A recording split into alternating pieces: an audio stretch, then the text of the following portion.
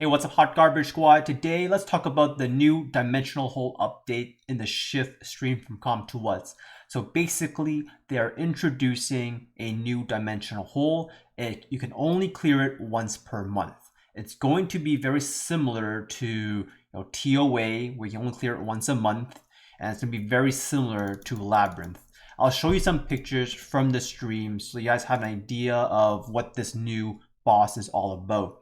So I want to reiterate, this is only clearable once per month in Dimensional Hole. It will start at Karzan and then move to the next one, Alunia, and so forth, and then cycle through. You can only clear it once per month. I really want to reiterate that because this dungeon is very powerful.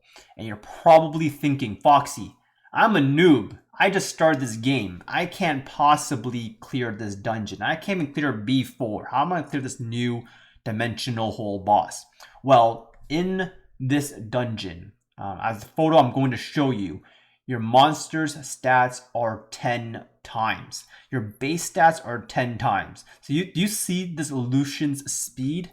1030. Like, you already know that if you got bad runes, your bad runes are carried so hard by the 10x base stats.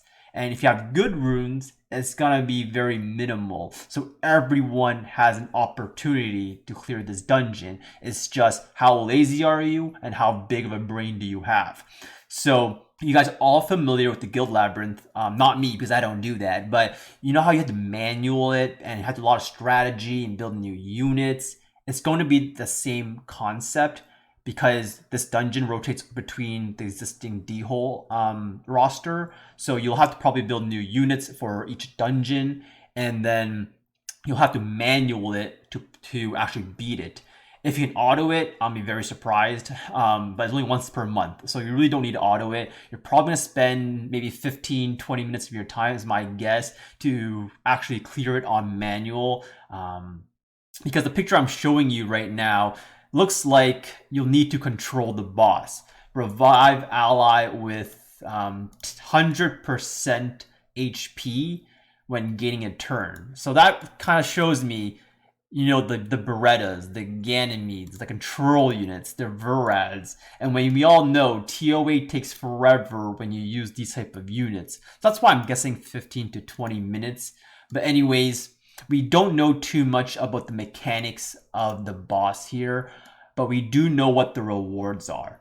As you can see from this picture, it's a 6-star legendary ancient rune with a fixed main property and sub-properties, and you can choose one out of the 5. So the following image is an example they provided. I think this is fantastic and super OP for noobs. If you can get a 6-star ancient legendary rune that you probably have a bunch of reaps for, because if you can't clear B4 and you have the reaps from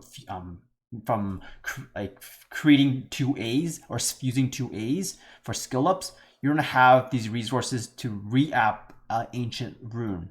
And we can choose one out of the 5. It reduces the RNG. You're probably gonna pick your will runes. You're probably gonna pick your OP rage runes and your blade runes. All that nemesis energy, random garbage that we don't need, gives you the chance to help you progress yourself further. And what I really do like is these alternative rewards that you can also get. As you can see, a big problem in farming D-hole is you have no runes and you have to hoard every gem that you get because you have no runes, and you never know when the rune you get will require that gem. And for me, I have so many of these random gems, and this is definitely going to help where I can get these monthly rewards that are really good and sell all my blue ones. But also keep in mind, you can also get crafting materials to help you craft your ancient will runes and your rage runes.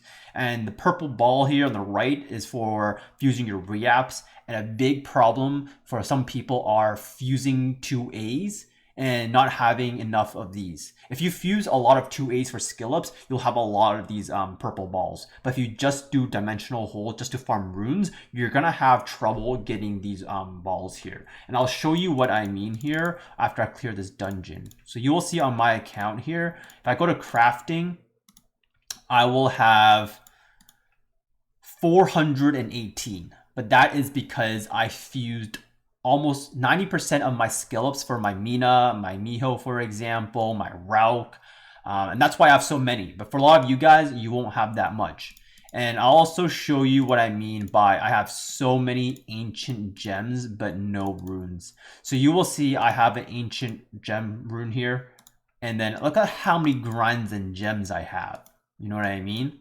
So if I can get these legend runes from this new dungeon, use these grinds and gems, I will be so happy because it also cycles between all three. So if you're like me, for example, and you farm Karzan for 1 month, and then you're like, oh, I actually don't need Rage Blade runes. I actually need Will runes. And then you farm Alunia for the next month or forever because you realize this is actually what you need. Now you have a bunch of Karzan runes and grinds that are just sitting there like they don't even create a separate slot here. Like I'm really surprised they didn't create more like rune slots for your for your ancient runes and grinds, because look at this, I'm clogged and all of these are ancient grinds and gems, and a lot of you guys will have the same issue as me if you were indecisive or if you made a mistake and you farmed the wrong dungeon. So that new update is going to be really good for me because I have a chance to farm each dungeon, Alunia, Karzan, and the vampire one, and get the legend rune, and then use all these grinds and gems I've hoarded on a legend rune. I'm not gonna use it on a purple rune because I'm not early game, but for some of you guys that will be it. But for me, that's my opinion on this new D hole. Fantastic for noobs. Fantastic for existing players to use their gems and grinds, but also progress even further.